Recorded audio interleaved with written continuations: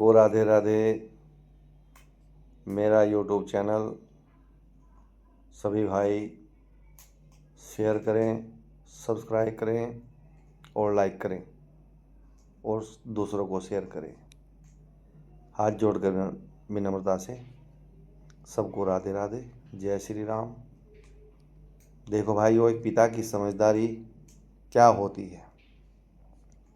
एक बार एक पिता ने अपने बेटे को एक बेशकीमती हीरा दिया और अपने बेटे से कहा कि बेटा, इस हीरे को ले जा और बाजार में इसकी जांच परख करके ले आ, बेचना नहीं। उसका पुत्र उस बेशकीमती हीरे को लेकर के एक कपड़े वाले की दुकान पर जाता है और कपड़े वाले की दुकान पर जाकर कहता है कि मुझे इस कांच के टुकड़े के बदले में आप क्या दे सकते हो। तो दुकानदार ने देखा और देख करके जांच परख करके कहा कि मैं इसके बदले आपको 4 पैंट शर्ट दे सकता हूं और कुछ नहीं। उस पुत्र ने वो अपना कांच का टुकड़ा वापस लिया और उस दुकान से चल दिया। फिर वो पहुंचा एक सब्जी वाले की दुकान पर। उस सब्जी वाले को देख करके उसने पूछा कि मुझे आप इस कांच के टुकड़े के बदले क्या दे सकते हो। तो सब्जी वाले ने पहले देखा, जांचा परखा, जितनी समझ थी उस समझ के अनुसार, सूझबूझ के अनुसार उसने उस लड़के को कहा कि मैं इसके बदले आपको 5 किलो आलू दे सकता हूं। अब इतनी बात देख करके, सोच करके, समझ करके उस लड़के ने उस हीरे को, उस कांच के टुकड़े को वापस ले लिया और आगे की ओर चल दिया।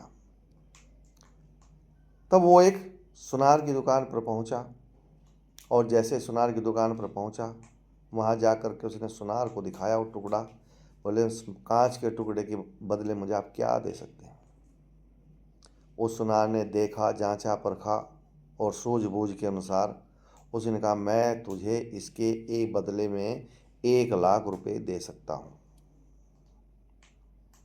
तभी फिर उसने सोचा कि मुझे सब्जी वाले ने तो 5 किलो आलू बताए, कपड़े वाले ने 5 पैंट और शर्ट बताए।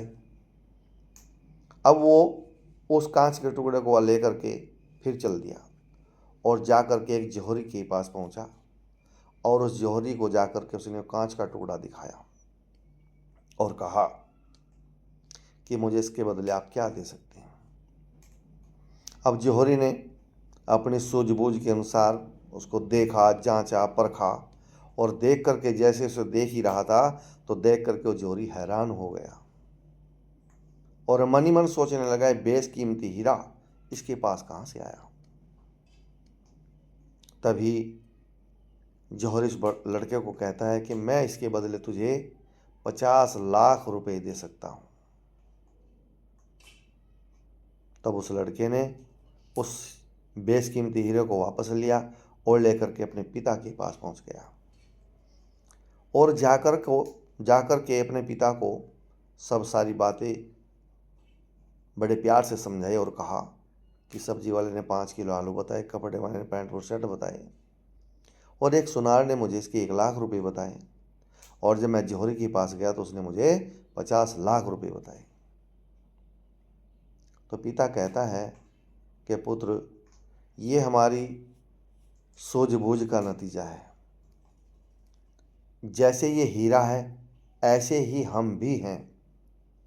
हमारी भी कीमत बेशकीमती कीमत है, बस जांचने और परखने वाला चाहिए। हम अपनी इस बेशकीमती कीमत को चाहे कूड़े के भाव बेच दें या फिर हम एक बेशकीमती हीरे के समान बेच दें।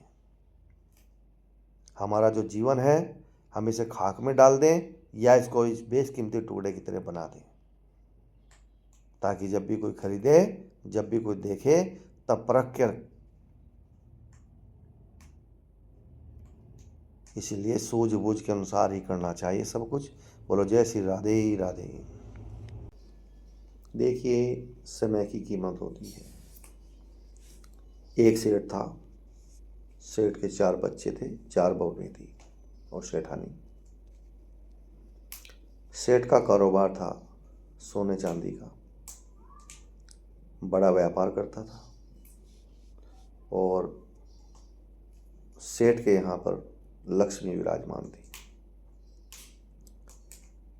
लक्ष्मी जी सदा सेठ के इर्द गिर्द ही रहती थी।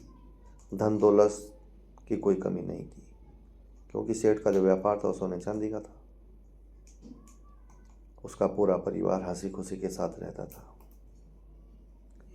एक दिन दुकान से सेठ जी घर गए और घर जा कर के सेठ जी बैठे तो बहू ने पानी का गिलास दिया और पानी पी करके जैसे चैन की सांस ली तो सेठ जी के पास लक्ष्मी जी आती हैं और कहती हैं कि सेठ जी, आज से मेरे जाने का समय आ गया है, अब मैं आपके पास नहीं रहूँगी और मेरे जाने के बाद आपके घर पे नुकसान निवास करेगा। तब सेठ जी सोचते हैं और कहते हैं कि चलो कोई बात नहीं, आपके जाने का समय तो आप चले जाना, लेकिन जाते जाते मुझे एक वरदान देकर जाना कि मेरे घर में सुख और शांति बनी रहे। इतना सुनकर के लक्ष्मी कहती कि तथास्तु और वहां से कह करके चली जाती है। अगले दिन से नुकसान घर में प्रवेश कर जाता है और जैसे ही नुकसान घर में प्रवेश करता है तो उसी दिन शाम को उनकी जो बड़े लड़के की बहू थी वो खिचड़ी बनाने के लिए चलती है और खिचड़ी का सामान तैयार करके खिचड़ी कुकर में डाल करके चल देती है। जैसे भी कढ़ाई कुकर में जैसे भी बनाई, लेकिन वो उसमें 1 चम्मच नमक डाल करके अपने काम में व्यस्त हो जाती है। तभी थोड़ी देर के बाद उसकी दूसरी बहू आती है और बिना सोचे, बिना समझे, बिना खाए, बिना टेस्ट किए उसमें 1 चम्मच नमक डाल देती है और वो भी अपने काम में व्यस्त हो जाती है। थोड़ी देर के बाद उसकी तीसरी बहू आती है और वो भी बिना सोचे समझे, बिना टेस्ट किए, बिना खाए पिए उसमें 2 चम्मच नमक डाल देती है और अपने कार्य में व्यस्त हो जाती है। इसी क्रम के अनुसार उसकी तीसरी बहू भी आती है और वो भी ऐसे नमक डाल करके अपने कार्य में व्यस्त हो जाती है। थोड़ी देर के बाद चौथी बहू आती है और वो भी ऐसे ही इसी प्रकार इसी क्रम से उसमें नमक डाल करके अपने कार्य में व्यस्त हो जाती है। थोड़ी देर के बाद खिचड़ी बनकर तैयार हो जाती है। तभी सेठ जी दुकान से आते हैं और हाथ मुंह पैर धो करके भोजन के लिए बैठ जाते हैं। तभी उनकी बहू आती है और खिचड़ी थाली में लगा करके सेठ जी के सामने रख देती है। अब सेठ जी ने जैसे पहला चम्मच उठाया और खाया तो सेठ जी ने देखा इसमें तो बहुत तेज नमक है। तब सेठ जी समझ गए कि नुकसान घर में आ चुका है, क्योंकि लक्षण दिखाई देते हैं आदि व्याधि जरा पीड़ा के। तो जैसे सेठ जी ने सोचा, 2 मिनट मनन किया, सोचा, विचार किया कि अब तो जो होना था हो चुका, अब कहने से कोई फायदा नहीं है। तो सेठ जी ने खिचड़ी धीरे धीरे खाई और जल पिया और चल दिए, अपने कमरे में पहुंच गए।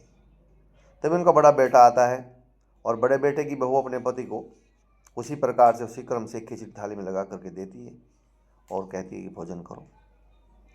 तो जब बड़ा बेटा पहला चम्मच का निवाला मुंह में डालता है तो उसको दिखाई देता कि इसमें तो बहुत तेज नमक है।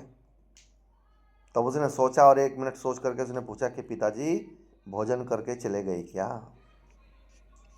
किसी से कुछ बोला? तब सब घर परिवार के सब लोग कहते कि पिताजी तो भोजन करके चले गए, लेकिन किसी को कुछ नहीं कहा। अब बड़े बेटे ने सोचा जब पिताजी नहीं बोल रहे तो तू ही क्यों बोलता है, तू भी अपना चुपचाप खा करके बना, तू भी एक तरफ हो जाए। इसी प्रकार से फिर उनका दूसरा बेटा आया, तीसरा बेटा आया, चौथा बेटा आया। सब ने इसी क्रम से खिचड़ी खाई, लेकिन किसी ने कुछ भी नहीं बोला।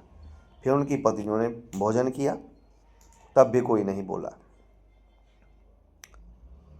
तो क्या होता है साथियों, इस चीज़ को देख करके कहते हैं कि जिस घर में एकता होती है, जिस घर में प्यार होता है, संस्कार होता है, उस घर में कभी भी आदि व्याधि जरा पीड़ा मृत्यु रोग कोई भी प्रवेश नहीं कर पाता। तो जैसे सब लोगों ने भोजन किया, सबको समझदारी के अनुसार, कोई किसी के साथ नहीं बोला, सबने भोजन कर लिया। उसके बाद सब अपने अपने कमरे में सोने के लिए चले गए। तो सेठ जी के पास तभी नुकसान पहुंच गया और नुकसान ने हाथ जोड़ करके सेठ जी से कहा कि सेठ जी, मैं आपके घर में नहीं रह सकता। तब सेठ जी ने पूछा, क्यों, क्या कारण है, क्यों नहीं रह सकते? तब नुकसान कहता है कि जिस घर में इतना प्यार हो, भाई भाई में, पति पत्नी में, बहन भाई में, माता पिता में, बूढ़े बच्चों में, जहाँ प्यार होता हो, संस्कार होता हो, मैं वहाँ बिल्कुल भी नहीं रुक सकता। मेरा ठिकाना तो कलेश कराना है, जरा जरा सी बातों के ऊपर लट बजवाना है। मैं तो लड़ाई कराने वाला हूँ, कलेश कराने वाला हूँ। मैं तो वो नुकसान हूँ कि चाहता हूँ पल पल में नुकसान हो इस घर का, इस घर का पल पल में नुकसान हो। मैं तो नुकसान करने के लिए आया था, फ़ायदा करने के लिए नहीं जाता मैं। तो भाइयों, इस साथियों, इस वीडियो से मेरे बताने का मतलब ये है कि भाई कोई भी व्यक्ति हो, अपने घर परिवार में प्रेम से रहे, प्रेम से खाए, एक दूसरे के साथ लड़े नहीं। प्रेम ही है जो भी कुछ है, बिना प्रेम के कुछ नहीं। 4 दिन की चांदनी फिर घोर अंधेरी रात। हमारा जो जीवन है कुछ ही दिन के लिए आया है यहाँ। हम यहाँ चाहे लड़ लें, चाहे सिर्फ उड़ा लें, कुछ हल नहीं होने वाला।